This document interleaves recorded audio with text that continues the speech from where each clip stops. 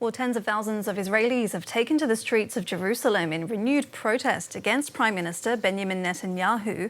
A myriad of issues has sparked anger, including the collapse of the ceasefire, but also Netanyahu's efforts to remove key security and judicial officials and legislation to increase political power over the judiciary.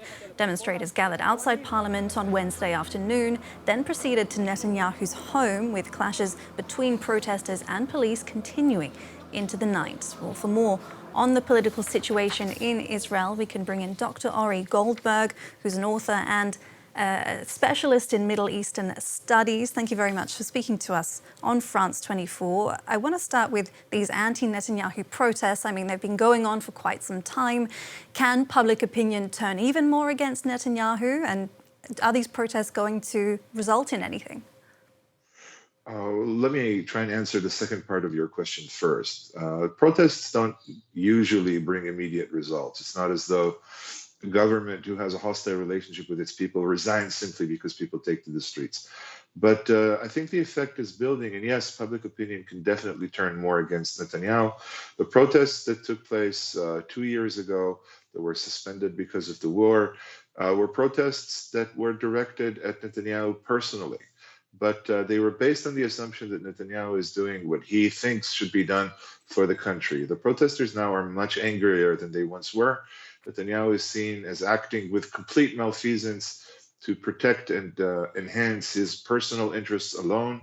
That goes to the management of the war, where he ignores the fate of the Israeli hostages, and it goes to his desire to dismiss the head of Israel's security service, Shin Bet, who's carrying out investigations into Netanyahu and close advisors. The one thing that's still missing mostly from this discourse are the Palestinians. The plight of the Palestinians is of no concern to the great majority of Israelis, even those protesting in the streets. And in terms of the renewal of the violence in Gaza, as much as it's shocked many, it's almost not surprising, at least politically speaking. Netanyahu seemed to have little room to move. His coalition was about to collapse, which would have triggered new elections. It's not surprising. I don't know if his coalition was about to collapse. He would have received support from the opposition had he decided to go through with the deal. But throughout the duration of the ceasefire, Israel killed more than 100 Palestinians. So one can say this was to be expected. And in fact, Israel is actively doing exactly what it did 2 months ago, to the extent that in a way it seems like Israel is trying to pretend the last 2 months have not happened. That is, of course, a delusional thought, both politically and strategically. And I have no doubt that the effects will come to haunt Netanyahu and his government sooner rather than later. Well, what about his corruption trial? Prosecutors have agreed for him to not give testimony in this trial. Is this just part of an effort to kick the can further down the road? What's going to come of this? It's probably part of an effort. I don't know if it's a thoroughly cynical, calculated effort. I think Netanyahu really does believe that he's doing the best thing for the country. Of course, he has been in power for so long, he has grown to identify his own personal interest with the national interest. But yes, the corruption trial is probably the least of his concerns at the moment. The investigation by our national police and Shin Bet into allegations linking his close advisors and perhaps himself as well to Qatari efforts at influence on Israeli policy are probably more urgent. The thing is, Netanyahu has several fires ablaze around him now.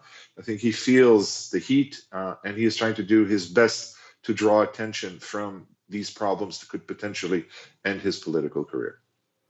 And would it be accurate to say that Netanyahu seems to be employing what we could call Trumpisms more and more? He's already referred to the corruption trials against him as a witch hunt, and he just posted to social media decrying what he called the leftist deep state.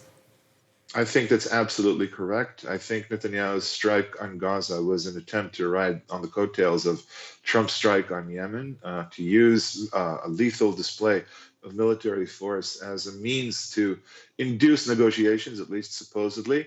The thing is, Netanyahu isn't Trump. Trump doesn't care. Trump tries these tactics and abandons them at will. For Netanyahu, the consequences will be much greater, and they can already be seen in the remarkably changed mood of the Israeli public protesting against him.